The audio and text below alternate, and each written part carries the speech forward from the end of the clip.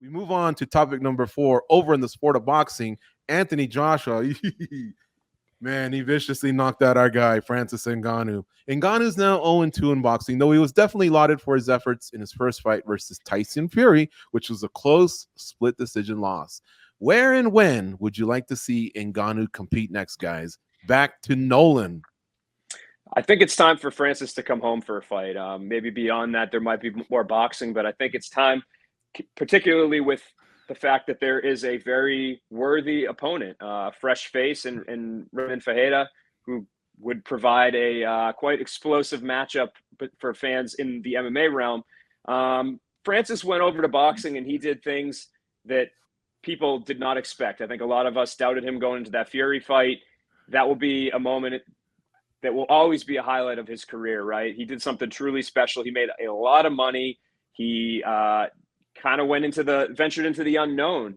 He paved kind of a new path to show what is possible of MMA fighters. I just think that at this point in time, given how that last one went, and the fact that he has this deal with PFL and that MMA fans are kind of hoping to see him, and I'm sure he'll make a lot of money in this MMA fight as well. Maybe not obviously as much as boxing, but he'll make a good solid chunk of change. I'd like to see this happen towards the end of this year where he comes back and fights the behemoth, the fellow behemoth in Renan Fajeda. Yeah, it's not often you say fight the big guy to Francis Ngannou, but yeah, he's all of 6'8" is Renan Fajeda. Wow. All right, I'd love to see that one. But Goes, what do you think, man? Is that Fury fight too big if he gets fast usage? Do you match them up there? Or do you bring him back to MMA? Or, maybe has he just done his job and should he just retire? No, I think, look, you have to praise Francis Ngannou for everything that he did when he went over to boxing. That Tyson Fury fight, and I call it that, a fight. With Tyson Fury, it was a fight. With Anthony Joshua, that was a boxing match. And I think that's why it went down the way it did. You do not gain those skills overnight. What Francis was able to do was tremendous. Lots of praise. But, eventually technique, all that stuff, it catches up to you. And Anthony Joshua did that. The KO was so bad, man. And keep in mind that this is boxing where even the first punch, right? Then the second one that put him down. Like, yeah, in our sport, in our sport of mixed martial arts, there's a follow-up to that. And you're either getting choked out or they're finishing the job. In boxing, they give you time to get back up and then suffer another concussion, right? So this is something that doesn't just get erased off of Francis Ngannou's brain just because he's coming to mixed martial arts. You have to rest your body. You have to rest your mind. Take some time and get that done. When it's time to jump back into a camp, make sure it's mixed martial arts. And when you do that, you have to take some time to kind of reset, get back into mixed martial arts training. It's a different cardio. It's different timing. Rework your reflexes. You have to get all that down before you jump into your camp. Don't just take a fight and jump into camp. Really, really take some time and get back into the swing of things. When he comes back, he made a commitment to the PFL. He made a commitment to his fellow colleagues, right? Like, mixed martial arts can be one of the most selfish sports of all time. And what Francis Ngannou did, not just for himself, but for the other people of the sport, was tremendous. And I think he kind of does owe that commitment to the PFL. Get that fight done. Maybe then, if you get that win there, maybe you can call it quits on MMA and just say, look, I've done what I've done. I want to focus on boxing. But even then, like, who are you going to fight, right? Like, it's got to be somebody way lower, because the guys at the top on their best nights, they're going to give him a lot of trouble.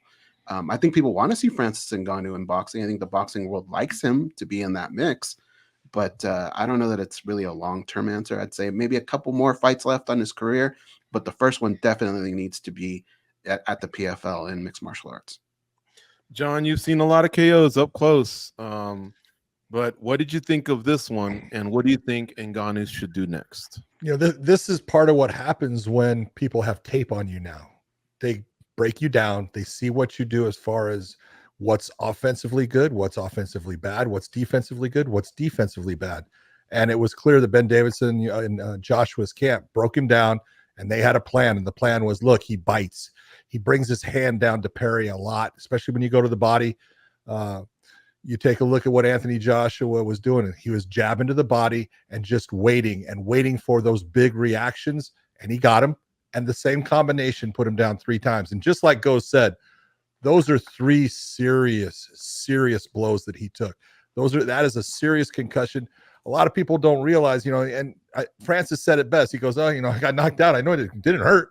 It never does. The brain doesn't have nerve endings, but it's a serious injury. The same as if he had broken his leg or broken his arm, and people would be going, oh my God, give him time. Give him time.